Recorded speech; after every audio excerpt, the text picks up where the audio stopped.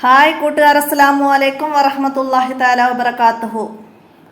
5ാം class തജ്വീദുൽ ഖുർആൻ first പാർട്ടിൻ്റെ ഒന്നാമത്തെ പാഠം അൽ വഹദത്തുൽ അവ്വൽ ഹൈറുൽ കലാം എന്ന പാഠഭാഗമായിട്ടാണ് ഞാൻ ഇന്ന് വന്നിരിക്കുന്നത്. നമ്മൾ മുമ്പ് അപ്ലോഡ് ചെയ്തിട്ടുണ്ട്. അന്നത് പാഠഭാഗം വായിച്ചു വിട്ടിട്ടില്ല. തദ്രിബാത്ത് മാത്രമായിരുന്നു അന്ന് ചെയ്തിരുന്നത്. അപ്പം പാഠഭാഗം വായിക്കാൻ കുറച്ച് പേര് അറിയിച്ചിട്ടുണ്ട്. അതുകൊണ്ടാണ് പാഠഭാഗം കൂടി വായിച്ചിട്ടുള്ള ഒരു വീഡിയോ ഞാൻ ഉൾപ്പെടുത്തുന്നത്. അപ്പോൾ ഈ വീഡിയോക്ക് താഴെ നിങ്ങളുടെ ഫസ്റ്റ് പാർട്ടിൻ്റെ എല്ലാ വിഷയങ്ങളുടെയും പ്ലേലിസ്റ്റ് ലിങ്ക് ഞാൻ ഡിസ്ക്രിപ്ഷനിൽ ഇടുന്നതാണ്. അപ്പോൾ എല്ലാവരും മറ്റു വിഷയങ്ങളൊക്കെ അതിൽ നോക്കി ഉപകാരപ്പെടുത്തുക.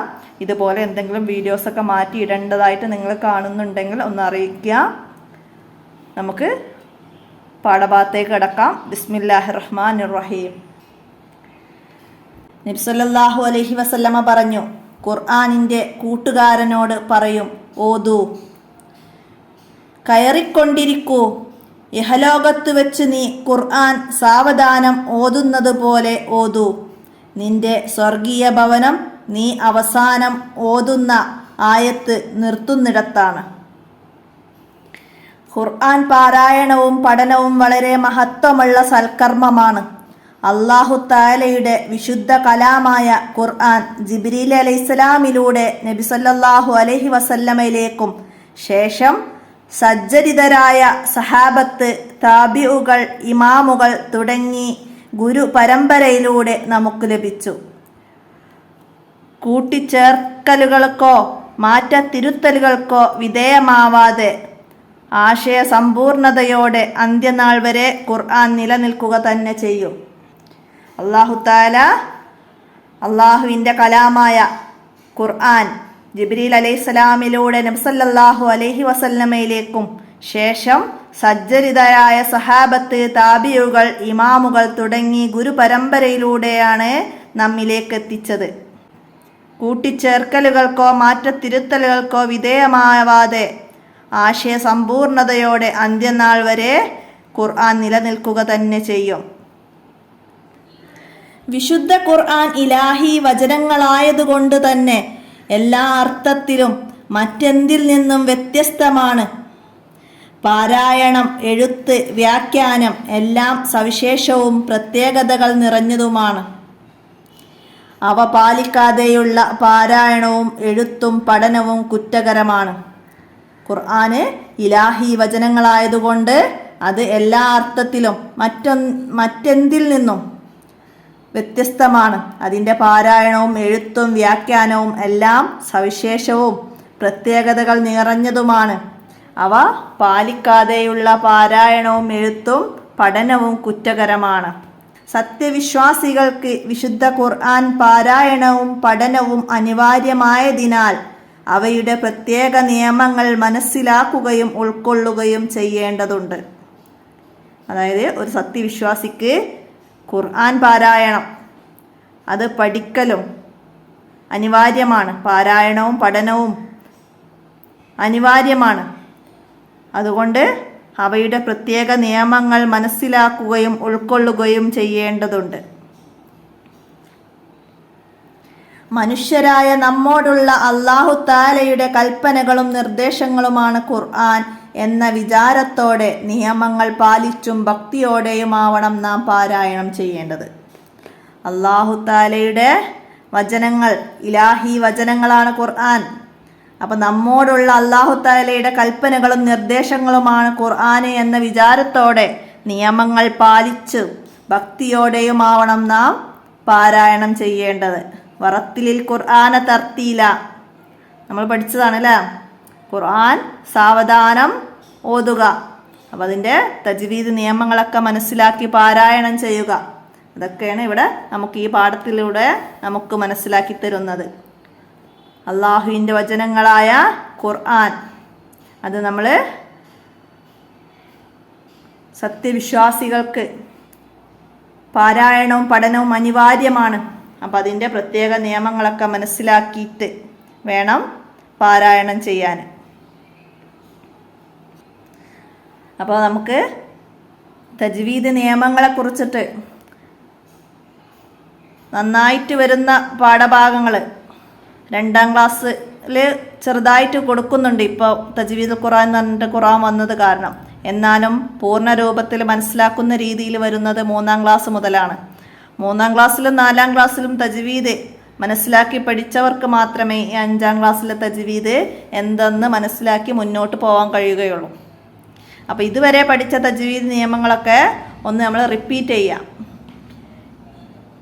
സാക്കിനായ നൂനിൻ്റെയും തൻവീനിൻ്റെയും വിധികൾ, സാക്കിനായ മീമിൻ്റെ വിധികൾ,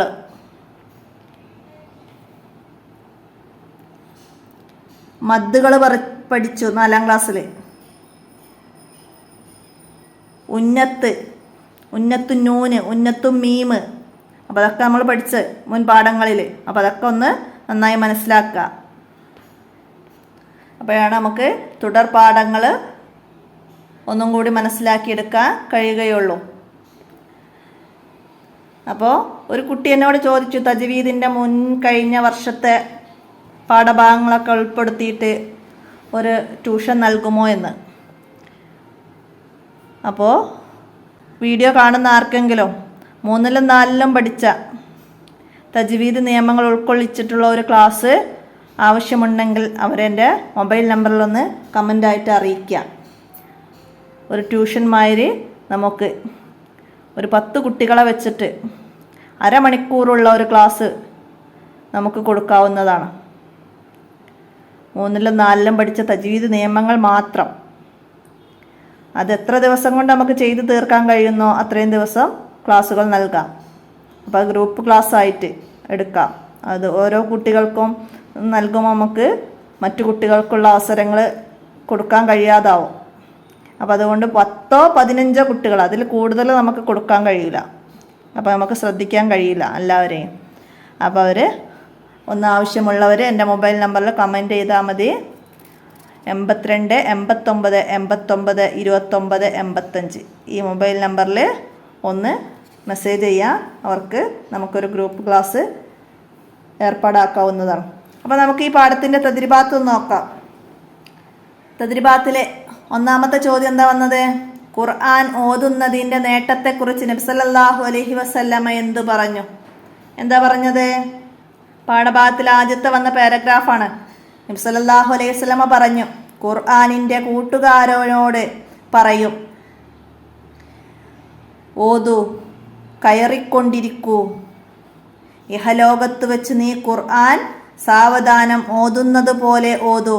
നിന്റെ സ്വർഗീയ ഭവനം നീ അവസാനം ഓതുന്ന ആയത്ത് തീരുന്നിടത്താണ്. ഇതാണ് നബി സല്ലല്ലാഹു അലൈഹി വസല്ലമ ഖുർആൻ ഓതുന്നതിൻ്റെ നേട്ടത്തെക്കുറിച്ച് പറഞ്ഞത്. അടുത്ത 2ാമത്തെ ചോദ്യം എന്താണ്? ഈ പാഠത്തിൽ കൊടുത്ത ഹദീസിൽ നിന്ന് എന്താണ് മനസ്സിലാവുന്നത്? അപ്പോൾ ഈ പാഠത്തിൽ നബി സല്ലല്ലാഹു അലൈഹി വസല്ലമ പറഞ്ഞ ഈ കാര്യമാണ് ഇവിടെ ഹദീസായി നമ്മൾ മനസ്സിലാക്കേണ്ടത്. അപ്പോൾ അതിൽ നിന്ന് നമുക്ക് എന്താ മനസ്സിലാവുന്നത്? ഖുർആൻ പാരായണവും പഠനവും വളരെ മഹത്വമുള്ള സൽക്കർമ്മമാണെന്ന് നമുക്ക് ഈ ഹദീസിലൂടെ മനസ്സിലാക്കാം. അതുപോലെ ഖുർആൻ സാവധാനം ഓതണം. ഇഹലോകത്ത് വെച്ച് ഖുർആൻ സാവധാനം ഓതുന്നത് പോലെ ഖുർആനിൻ്റെ കൂട്ടുകാരനോട് അല്ലാഹു തആല ഓതാൻ കൽപ്പിക്കും.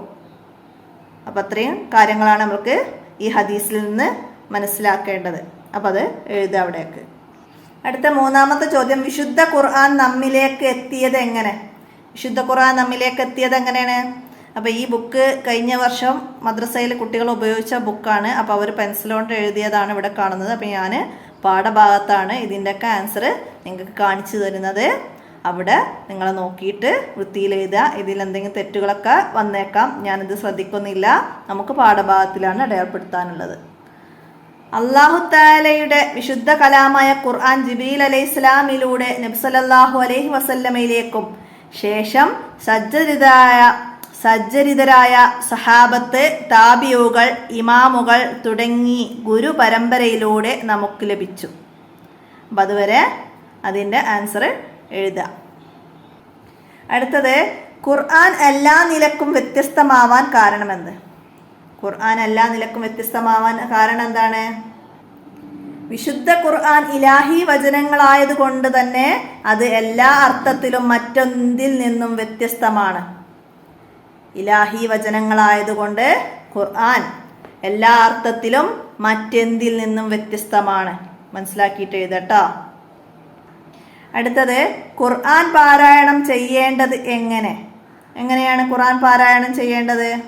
അപ്പോൾ ഇവിടെ അവസാനത്തെ ഈ ഒരു പാരഗ്രാഫാണ് നമ്മളവിടെ എഴുതേണ്ടത്. മനുഷ്യരായ നമ്മോടുള്ള അല്ലാഹു തആലയുടെ കൽപ്പനകളും നിർദ്ദേശങ്ങളുമാണ് ഖുർആൻ എന്ന വിചാരത്തോടെ നിയമങ്ങൾ പാലിച്ചും ഭക്തിയോടെയുമാവണം നാം പാരായണം ചെയ്യേണ്ടത്.